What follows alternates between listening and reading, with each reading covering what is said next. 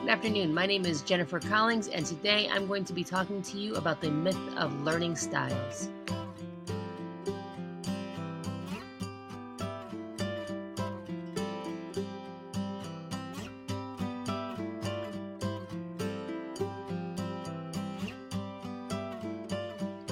You might have taken a test recently that asked how you learn best.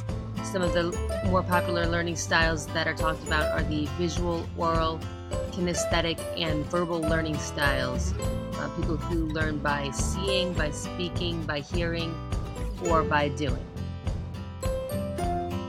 If you're a teacher, this can leave you feeling frustrated because there's a lot of pressure to tailor your classroom to the individual needs of your students, but there isn't a lot of evidence to support these different learning styles.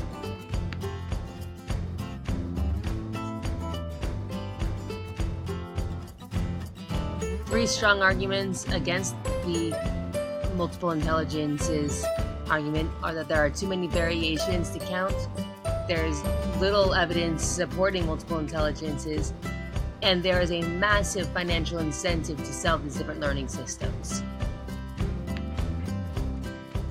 So how many learning styles could there possibly be? Well, there have been about 72 different learning systems, which means there could be 2 to the 72nd power different combinations of learning types among students. There are convergers, divergers, verbalizers, imagers, holists, surrealists, deep versus surface learning, activists versus reflectors, pragmatists versus theorists, adapters versus innovators, assimilators versus explorers, field-dependent versus field-independent. There are globalists, analysts, assimilators, accommodators, imaginative and analytic learners, non-committers versus plungers, common sense versus dynamic learners, concrete versus abstract learners, random versus sequential learners, initiators versus reasoners. There are intuitionists versus analysts, extroverts versus introverts, sensing versus intuition, thinking versus feeling, judging versus perceiving, left brain, right brain, meaning directed and undirected, theorists and humanitarians, activists and theorists, pragmatists and reflectors. There are organizers, innovators, left's analytics, inductive, successive processors, right's global, deductive, simultaneous processors, executive, hierarchic, conservative, legislative, anarchic, liberal, and liberal. So, there are a lot.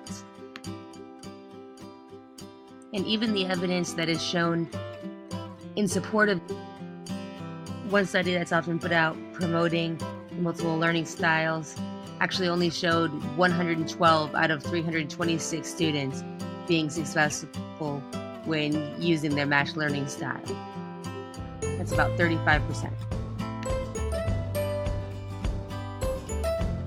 Another experiment was able to show more growth in reflective students when a reflective learning style was used, but also more growth in all students when a reflective learning style was used, showing that reflective was always the preferred choice for students.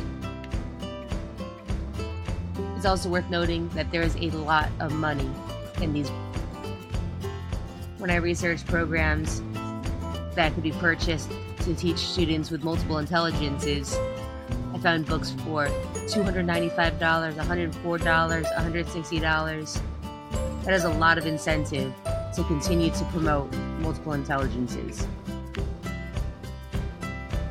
So, 2 to the 72nd power combinations of learning styles.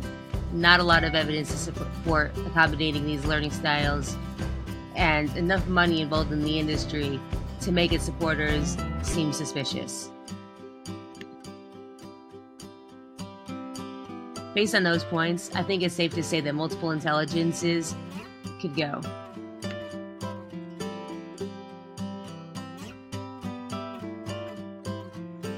I'm not saying that you shouldn't continue to present information in a variety of ways to keep your class interesting.